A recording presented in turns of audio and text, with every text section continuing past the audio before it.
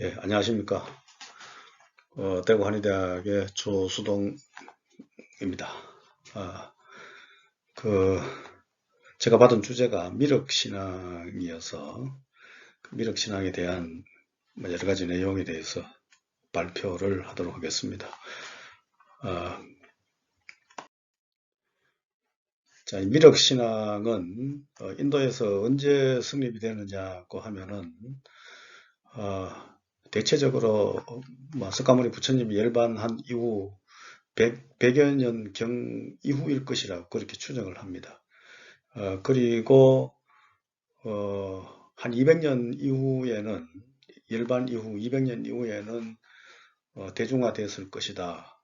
이렇게 추정을 하고 있고 대성불교가 성립된 것. 대성불교는 인도에서 기원전 한 1세기 내지 2세기경 이렇게 잡고 있는데 왜냐하면은 이 정토계 경전이나 이 반야경 계통의 최초의 경전들이 기원전 한 1세기에서 2세기 사이에 등장을 하기 때문에 이때 이미 그 대성불교 운동이 일어난 뒤에겠죠. 이제 경전 뒤에 만들어졌으니까.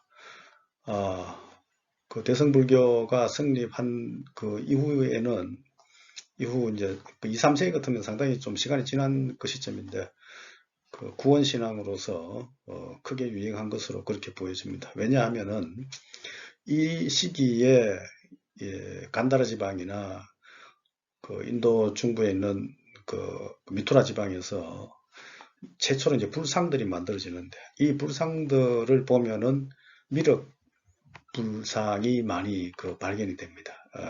그래서 불상이 많이 발견된다 하는 것은 결국은 이 신앙이 이 시기에 이미 상당히 유행을 하고 있었다 하는 것으로 추정이 됩니다. 예. 그리고 이제 대승불교에 들어오게 되면은 이 미륵신앙을 이론적으로 근거 지우기 위해서 다수의 미륵 경전들이 제작이 되게 되는데 우리가 대승불교의 경전이 만들어진 시기는 보통 이제 초기 경전들은 그 대승불교가 성립된 그 직후에 그러니까 기원전 1세기에서 뭐 조금 몇백 년 사이에 이렇게 그 만들어지는 것으로 보여집니다. 그리고 여기에 해당되는 것이 이제 반야경이라든지 법화경, 화엄경 뭐 이런 경전들이 여기에 해당되어 있고 이그 미륵 관련 경전은 뭐 정확한 연대는 우리가 추정할 수 없습니다만은 대체적으로 대성 중기 시대에 만들어진 경전들이 아닌가 이렇게 추정을 하고 있습니다. 어쨌든 대성 초기 경전에는 이 미륵 경전을 포함시키지는 않고 있죠. 그리고 이들 경전을 보면은 미륵 신앙은 상생 신앙하고 하생 신앙으로 이렇게 갈라지는데 상생 신앙에는 도솔천의 중생들이 미륵 보살이 수행하고 있는 도솔천에 태어나는 것을 원하는 신앙이고 하생 신앙은 이제 미륵 보살이 그 연부제에 내려와서 부처가 되고 중생들을 구제할 때 그때 이 연부제에 와서 그때 연부제를 용화세계라고 하는데 용화세계에 와서 미륵보살로부터 구원을 받는 것을 그, 어, 강조하는 것이 하생신앙이라고 보면 되겠습니다. 상생신앙에서는 중생들이 도솔천에 태어나기 위해서는 이 십선과 관행을 닦아야만 도솔천에 태어날 수 있다 이렇게 얘기합니다. 그러니까 불교는 어디까지나 자력불교이기 때문에 이 도솔천에 태어나는 것이나 용화세계에 태어나는 것도 개인의 노력이 없으면은 어렵다고 그렇게 보면은 되겠습니다. 자, 하생신앙은 제가 조금 전에 설명을 했고 이 미륵이 이제 태어나서 부처가 되는 세계는 이미 전륜성왕이 다스리는 이 전륜성왕은 불교의 가장 이상적인 그 왕인데 이 전륜성왕이 다스리는 세계고 이 세계를 용화세계라고 합니다. 용화세계라고 하는 것은 이 미륵 보살이 도솔천에서 이 연부제에 내려와서 용화수라는 그 용화라는 나무 밑에서 그런 용화수라 하죠. 거기에서 깨달음을 얻었기 때문에 우리가 그 세계를 용화세계라고 그렇게 부릅니다. 어쨌든 이상세계, 전륜성왕이 다스리는 이상세계인데 이 세계는 자유롭고 평등하고 평화롭고 복락을 누릴 수 있고 모든 중생들이 행복을 누릴 수 있는 그런 세계라고 이야기를 하고 인간의 수명도 8,000살이 넘는 말이죠. 뭐 그런 세계라고 합니다. 그래서 이런 이상세계가 지상의 이상세계가 이룩되었을 때 미륵이 내려와서 중생들을 구제한다 하는 것이 하생신앙이 되겠습니다. 그러니까 우리나라에서 전개된 미륵신앙은 한국 역사를 보면은 계속 전쟁이고, 그 다음 정치인들이 백성들을 못 살게 굴고, 그 다음 자연재해가 있고, 이런 상황에서 이 억압받고 고통받는 민중의 입장에서는 상생신앙보다는 용화세계가 현명한 군주가 등장해서 용화세계가 건설되기를 바랬던 것이죠. 그래서 우리나라의 미륵신앙은 하생신앙 중심으로 전개가 되었다고 저는 그렇게 보고 있습니다. 자, 미륵신앙의 특징은 이건 뭐 대부분 다 잘 아시는 뭐 그런 내용인데 이 미륵신앙은 구세주 신앙이죠. 구세주 신앙이기 때문에 학자들은 이게 이제 중동의 그리스도교나 그 다음에 그 조라스트교의 미트라 신앙 뭐 이런 것하고도 연관이 있을 것이다 고 이렇게 추정을 하고 있습니다. 정확하진 않습니다. 왜냐하면 미륵의 원어가 마에트리아인데 이게 이제 메시아하고 어원이 동일합니다. 뭐 이게 인도 유럽어족이기 때문에 말이죠.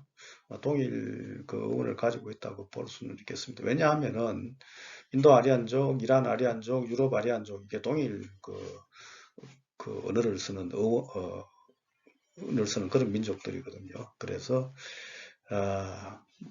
그 어원이 같아 하는 그런 것이기 때문에 상호 영향을 주고받지 않았을까 하는 그런 생각을 할 수가 있겠습니다.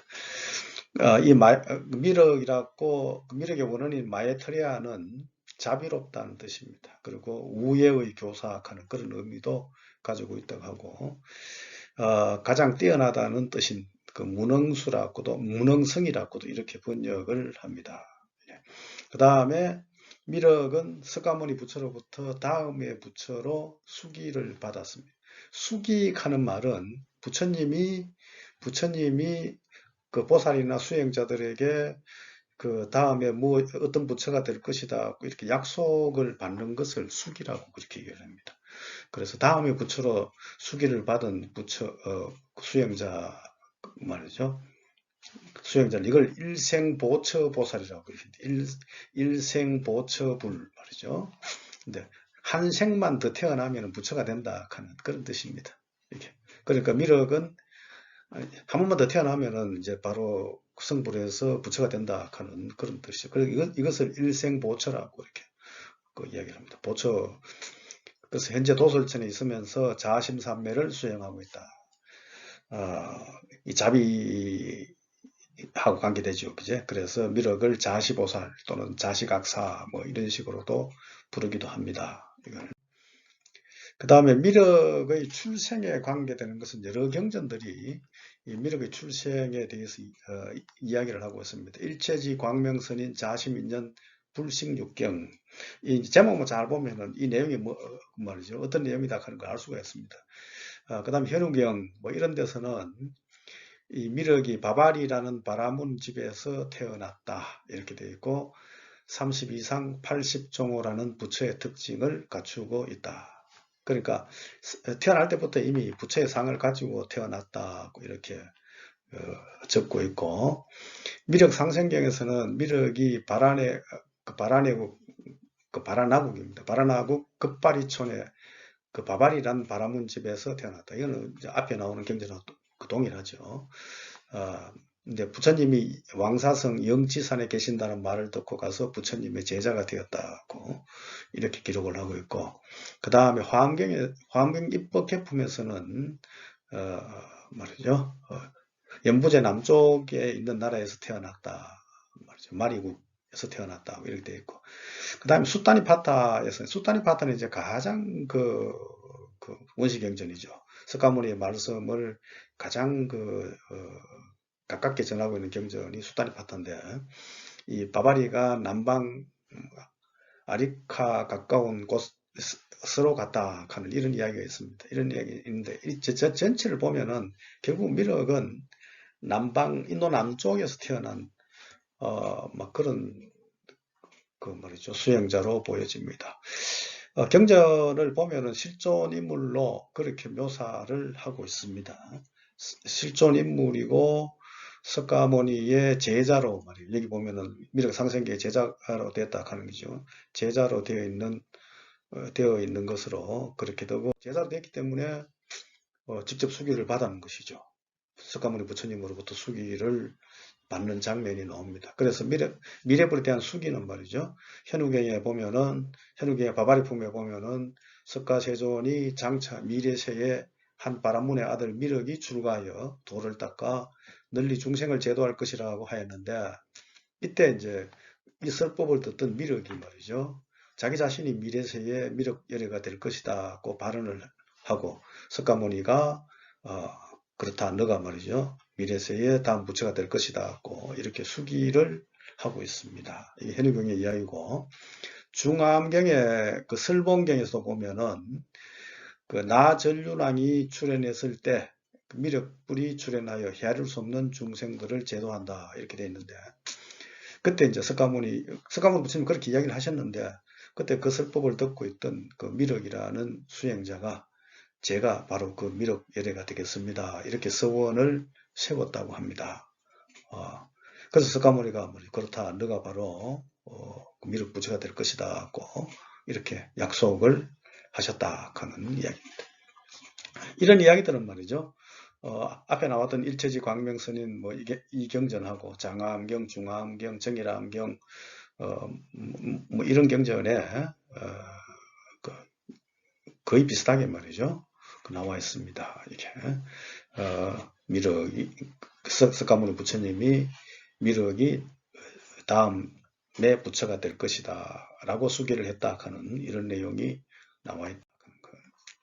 그 다음에는 그럼 미륵은 언제 성불하냐? 미래의 부처인데 미래의 부처면 석가모니 부처가 열반하시고 난 뒤에 바로 그 태어나서 부처가 돼야 되는 것이 아니냐 이런 생각을 할 수도 있지만은 실상은 그렇지는 않습니다. 그래서 아까 일생보처분리라고 그렇게 얘기를 했죠. 한 번만 더 태어나면은 그 부처가 되는데 그런데 이제 이 성불하는 시기가 말이죠. 상당히 뒤에 나타나게 됩니다. 여기 이제 그 성불하는 시기는 조금 뒤에 이야기하고 발심하는 시기인데 말이죠. 미륵보살하고 석가모니 부처님이 이 경전에 보면은 발심하는 시기에 대해서는 그리고 부처가 되기 위해서 이제 그 수행에 들어간 그 부처가 되겠다고 서원을 세우고 수행을 한 시기인데 말이죠.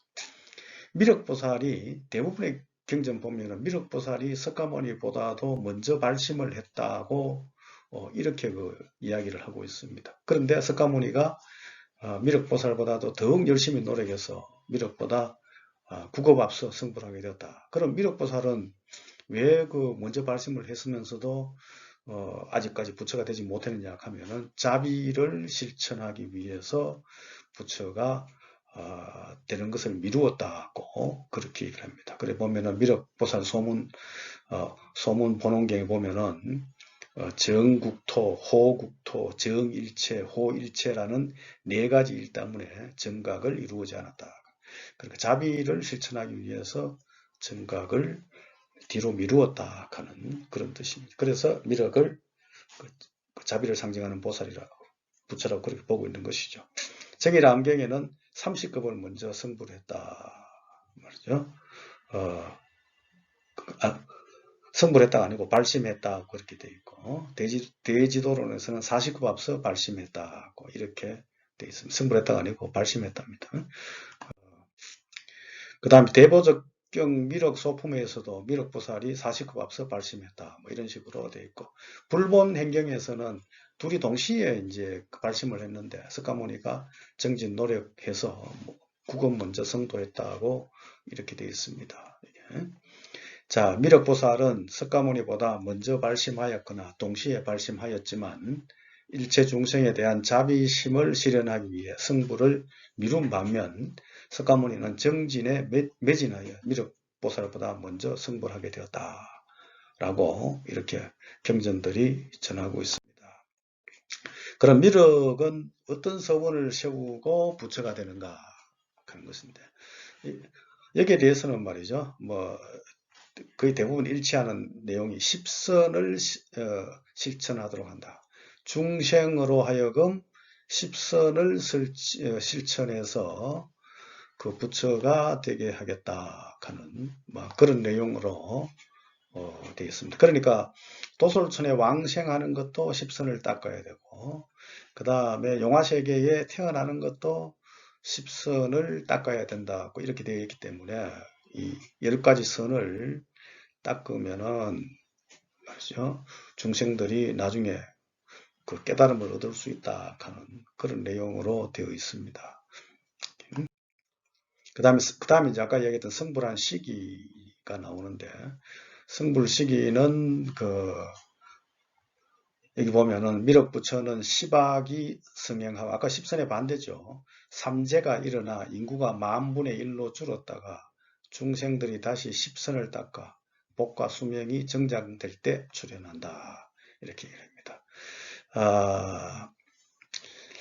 그러니까 인간의 수명이 말이죠, 아주 줄었다가 다시 인간의 수명이 말이죠, 십선을 해서 인간의 수명이 상당히 늘어났을 때, 이상세계가 이루어졌을 때, 그때 그 미륵이 성불을 해서 중생을 구제한다. 이렇게 되어 있습니다. 자, 그래서 용화세계가, 이 지상세계, 용화세계가 건설되었을 때 도솔천으로부터 하생해서 깨달음을 얻는다고 되어 있는데, 보면은 이 잡신론에는 57억 600만 세, 그리고 56억 7천만 세 쭉 이렇게 내어 있습니다. 그래서 이것을 원효스님은 말이죠, 57억 600만 세의 연부제에 태어날 것이다고 이렇게 정리를 하고 있습니다. 그러니까 어마어마한 시간이죠. 이게 언제 미륵부처가 이 지상에 등장할지 모르죠. 모르는데 이제 이 미륵신앙을 가진 사람은 꼭 여기에 이 시간에 구애를 받지는 않습니다. 신라의 미륵신앙을 보면은 신라인들은 자기들이 살고 있는 현세에 바로 미륵 불국토가 이루어진다고 그렇게 생각을 했기 때문에 그렇습니다. 자, 그리고 미륵 상생신앙과 하생신앙인데, 도솔천 상생신앙은 제가 아까 조금 이야기를 했습니다. 미륵에 관계되는 경전은 이런 경전들이 있습니다.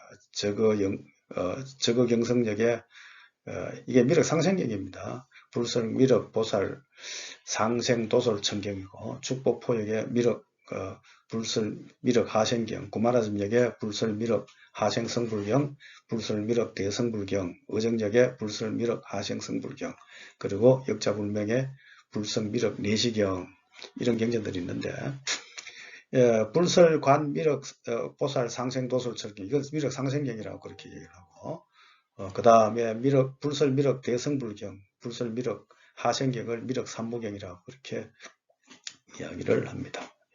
그래서 상생신앙과 하생신앙은 제가 아까 앞에 서론에서 이미 설명을 했습니다. 상생하고자 하는 자는 십선을 닦아야 된다. 십선이 가장 중요하다고 이야기를 했고, 이 자력으로 말이죠, 도솔천을 관하고 계율을 지키고 십선을 닦아야 된다. 이렇게. 이 도솔천은 불교에서는 육도윤회 중에 있는 천이죠. 하늘인데, 하늘 중에서 4번째 있는 하늘이라고 그렇게 이야기를 합니다. 중생이 어떠한 방해도 없이 복락과 최고의 행복을 누릴 수 있는 장소는 의식 상태다. 이 도솔천이 그렇게 이야기를 하고, 완전한 이제 구원을 받기 위해서는 용화세계에 태어나서 미륵보살의 구제를 받아야 되겠죠. 그 다음에 하생신앙은 이제 용화세계가 이루어지고 미륵이 하생해서 부처가 되었을 때 미륵의 설법을 듣고 구원을 받는 것이 바로 하생신앙이 되겠습니다. 시두성에서 전륜성왕인 양거왕의 대신인 수범마를 아버지 범마월을 어무를 하여 미륵이 태어납니다. 그리고 이때 30 이상과 80종호를 갖추고 30 이상 80종호는 부처님의 그 상징입니다. 특징이죠. 이제 이때는 이미 양거 전륜성왕이 다스리는 전륜성왕은 가장 이상적인 왕인데 용화세계가 이루어져 있고 미륵이 이 세계에 태어나서 부처가 되고 이때 말이죠. 인간의 수명은 84,000세라고 이렇게 얘기를 합니다. 그리고 어떤 데는 8,000세라고도 이야기를 하는데 석가모니가 출현할 때 인간의 수명이 100세임을 생각하면은 굉장히 긴 말이죠. 인간이 오래 산다 하는 것은 그만치 그 인간의 그 수명을 그 방해하는 그런 요소들이 없고 환경이 매우 좋다 하는 막 그런 뜻으로 이해를 하면 되겠습니다. 용화세계에 태어나기 위해서는 경론률 3장을 독송하는 등 개인의 노력과 공덕을 쌓아야 된다 하는 역시 마찬가지로 개인의 노력을 강조를 하고 있고 용화수 아래에서 깨달음을 얻어서 부처가 되고 용화수 아래에서 사매의 설법을 하면서 이렇게 수많은 중생들을 구제를 한다. 미륵보살의 수명은 84,000세다. 정법이 남아있는 기간도 84,000세다. 그렇게 이야기를 하고 있습니다. 자, 이 사진은 말이죠. 논문에는 없습니다만은 국보 83호 미륵 방가사유상입니다. 그렇게 미륵보살이죠. 미륵보살상이라고 보면 돼요. 흔히 도솔천에서 명상하고 있는 상이라고 그렇게 얘기를 합니다. 그 다음에 이제 이 부처님은 속리산의 청동 미륵 대불인데 미륵 부처님이죠. 용화세계에 와서 깨달음을 얻어서 중생을 구원하시는 미륵 부처님의 모습입니다. 자, 우리나라에서 미륵 신앙의 전개는 맞죠? 삼국시대, 고려시대, 조선시대 이렇게 쭉 이어져서 미륵 신앙이 전개가 됩니다. 삼국시대에는 끊임없이 전쟁이 일어났고 이 사회 혼란과 격동의 시기에 이 구원의 신앙이 미륵 신앙이 크게 유행을 하게 되는데 특히 이제 그 백제 지역에서 우리나라를 보면 백제 지역에서 미륵 신앙이 크게 유행됐다고 보면 되겠습니다. 왜 그러냐 하면은 이 백제는 전쟁에서 가장 많은 피해를 입었고 또 이 자연재해가 가장 많았던 곳이 백제 지역으로 막 그렇게 되어 있습니다. 그래서 이 백제 지역의 사람들이 미륵 신앙을 가장 많이 믿었다고 보면 되겠습니다. 고통당하고 있는 민중이나 새로운 정치 세력들에게는 이러한 상황을 타개할 수 있는 새로운 가치 체계가 필요했는데 여기에 부응한 것이 바로 미륵 신앙이다 하고 무왕설화가 이제 가장 대표적인데 그 미륵 삼존불이 못에서 올라왔다 하는 이런 설화도 있고 그 다음에 무왕 자신이 말이죠 전륜성왕이 돼서 용화세계를 실현해야 되겠다 하는 꿈을 가지고 있었던 것으로 우리가 무왕설화를 통해서 상주사에 있는 무왕 이야기를 통해서 읽을 수가 있습니다.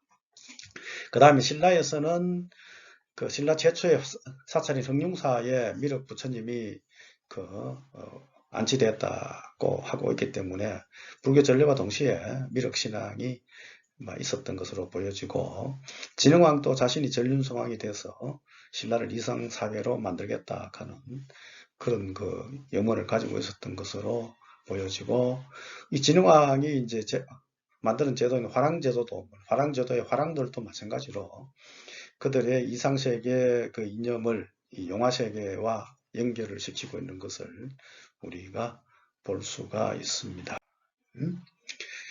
그 다음에 이제 우리 미륵신앙을 알 수 있는 것이 대표적인 책이 상유사인데 말이죠. 상유사에 보면은 미륵신앙의 사례를 보면은 죽은 자를 추선하는 거, 그러니까 그 죽은 자가 좋은 곳에 태어나기를 이제 말하는 것이죠. 현실에 다시 태어나기 위해서. 그러니까 뭐 상생하거나 하생하는 것이 아니고 현실에 다시 인간으로 태어나기 위해서 미륵상을 조성했다 하는 막 그런 이야기들. 감산사 죽지령의 말이죠. 그 죽지랑의 설화가 대표적인 것입니다. 그 다음에 현생에서 미륵보살이나 미륵부처를 직접 감응하기 위해서 미륵을 신앙한다. 그리고 직접 자기 자신이 미륵 부처가 된다 하는 것, 또는 그 미륵이 화랑으로 말이죠. 태어나기를 바라는 것, 이런 것들이 전부 다 여기에 해당이 되겠습니다. 미륵의 출현을 통하여 우리나라가 미륵 부처가 계시는 미륵 불국토가 된다. 그러니까 이건 결국은 용화세계가 된다 하는 막 그런 생각을 가지고 있었던 것이죠. 그래서 여기에 해당되는 상무사 내용을 보면은 죽지랑의 설화라든지 사마랑의 미륵 부처라든지 조신의 꿈과 돌미륵 말이죠. 그 다음 미세랑과 진자사하는 이런 것들은 다 이 미륵 신앙과 관계되는 상무사의 예가 되겠습니다. 이 감산사 미륵은 부친을 위해서 말이죠. 돌아가신 부친과 어머니 등을 위해서 감산사에 아미타 불상도 조성하고 미륵 불상도 조성했다. 그런 이제 추선이죠. 이거는 그 일반적으로. 이러한 신앙 형태는 미륵을 도솔천에 있는 미륵보살이 아니라 이 국토에서 현재 살아서 활동하고 있는 모습으로 현실화시키고 있다 하는 그런 이야기고, 노일부덕과 달라박바 설화에서 노일부덕은 미륵 부처가 되는데 말이죠. 바로 현생에서 신라인이 미륵 부처가 돼서 미륵 불국토를 건설하겠다 하는 그런 뜻이 여기에 나와 있습니다. 이 사마랭의 미륵 삼존불인데 충담사가 차를 다리에서 공양하는 부처님인데 말이죠. 이 사마랭의 미륵 부처가 등장했다 하는 것은 바로 신라가 이 미륵 부처가 계시는 그런 그 미륵 불국토다 하는 그런 뜻입니다. 이거 경주박물관에 있는 그 불사입니다. 자, 고려시대는 미륵신앙, 고려신앙, 조선시대는 이제 미륵신앙은 민간신앙하고 융합이 됩니다. 이게 고려시대에도 뭐 무신 정권이 일어나고 몽고가 진입하고 굉장히 어려웠죠. 그제? 그래서 토지제도의 문란, 가중한 세금, 전쟁 등 정치, 경제, 사회적인 혼란으로 인해서 백성들이 정착하지 못하고 떠돌아다니게 되고 유민화 현상입니다. 그리고 농민과 천민의 봉기 등 밀란이 일어나서 사회가 굉장히 혼란스럽고 어지러웠는데, 이때 미륵신앙이 크게 유행하는 요인이 되었고, 미륵불의 출현을 간절하게 소망하는 형태가 하체 메모형 미륵의 조성으로 나타났다고 그렇게 보면 되겠습니다. 또 미륵신앙이 민간신앙하고 결합해서 말이죠. 우리 민간에서 흔히 그 이야기하는 덕남, 아들 낳기를 원하는 것, 그 다음 근기, 기복, 치병, 개인 수호, 뭐 이런 그 미륵이 말이죠. 이런 것들의 기본의 대상이 되기도 했다고 그렇게 알려져 있습니다. 조선시대도 마찬가지로 고려시대하고 거의 뭐 비슷한 그런 내용이 되겠습니다. 고려시대도 임진, 외란, 병자, 호란이고, 그 다음에 정치인들이 말이죠. 주민들을, 백성들을 가рем주고 하고 말이죠. 백성들의 삶이 자꾸 어려워졌죠. 이제 어려워져서 이 아들 낳거나 병을 치료하거나 복을 빌거나 가족과 재산을 보호하는 것이 주요 관심사가 되는데, 이것을 기원한 것이 바로 미륵 부처다 하는 그런 이야기입니다. 그래서 민간에서는 미륵신앙, 감결 사상을 매개로 한 결사체들이 향촌 외곽에서 번성하여 미륵신앙의 민간화 현상이 두드러졌다고 이렇게 얘기를 합니다. 그래서 판성미륵, 입성미륵, 두부신조불, 하체 메모형 미륵 등이 생겨나고, 구한 말에는 미륵신앙을 말이죠, 기반으로 한 신흥 종교가 다수 등장했다고 볼 수가 있겠습니다. 자, 그 다음에 이제 우리나라의 민중들이 미륵신앙을 믿었던 말이죠, 가장 큰 이념은 말이죠, 왜 미륵신앙을 믿었냐 하면은, 그것은 용화세계의 실현은 미륵 부처님이 도래하는 세계, 미륵 부처님이 우리가 앞에 용화세계에 미륵 부처님이 탄생한다 그렇게 얘기를 했죠. 그제? 그래서 용화세계 실현이 말이죠, 바로 미륵 불국토의 실현인데, 이 용화세계 실현을 가장 간절하게 원했던 것이라고 그렇게 보여집니다. 왜냐하면 미륵불은 혼탁한 시대에 지표를 잃고 억압과 고통에 빠져 방황하면서 신음하고 있는 사람들의 구원을 약속하는 부처님이기 때문에 그렇습니다. 앞에 용화세계 설명했는데 용화세계는 인간의 수명이 길고 병이 없고 자유롭고 평등하고 평화로우며 아름답고 물질적 풍요가 넘치는 세계가 바로 용화세계입니다. 이게. 그리고 이런 세계가 이루어진다 하는 것이니까 고난받고 핍박받으면서 살고 있는 민중들에게는 그야말로 이상세계가 도래되는 것으로 생각할 수밖에 없겠죠. 그제? 그래서 미륵신앙이 크게 말이죠.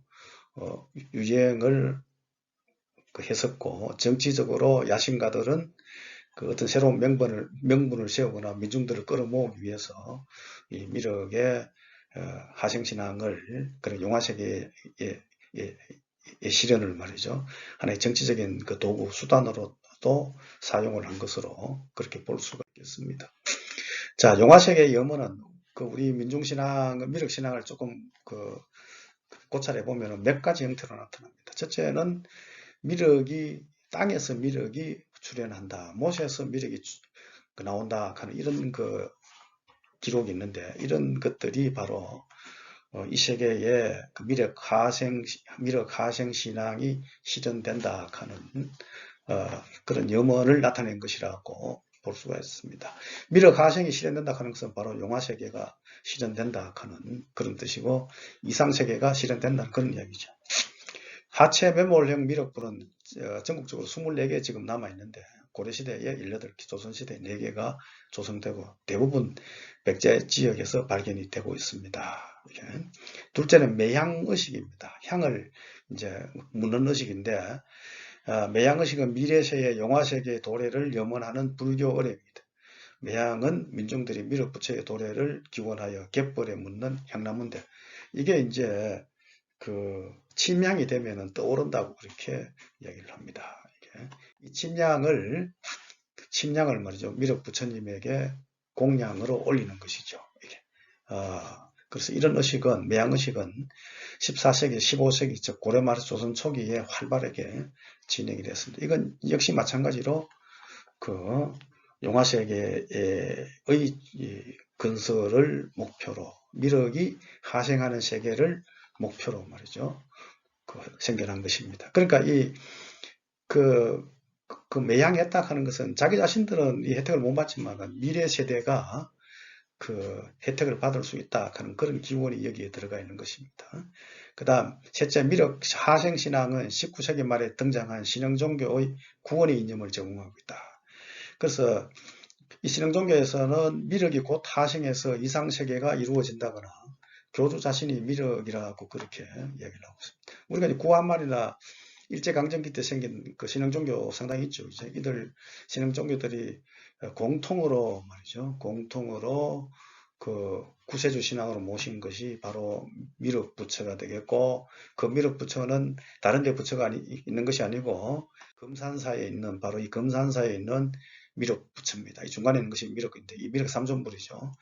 금산사에 있는 미륵 부처님이 그들의 구원신앙이었다고 이야기할 수가 있겠습니다.